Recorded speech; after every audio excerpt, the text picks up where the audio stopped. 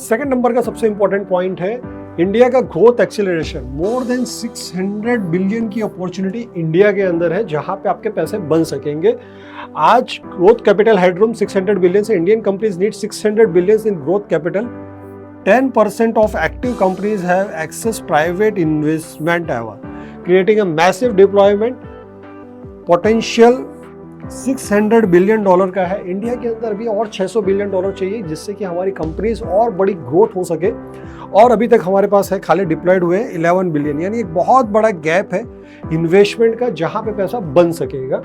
Manufacturing FDI growth 18% year on year से growth हो रही है। FDI rose 14% year on year 81 billion in financial year 2025।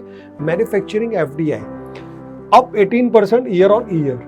तो ये एक बहुत ही बड़ा फ्रैक्शनल वेज है जहां पे मैन्युफैक्चरिंग में इंडिया के अंदर जस्ट अब चाइना 1 की जो पॉलिसी चल रही है जिसके अंदर इंडिया एक मैन्युफैक्चरिंग हब बनने जा रहा है और जहां पे एफडीआई बहुत बड़ा इन्वेस्टमेंट कर रही है। This is the big opportunity.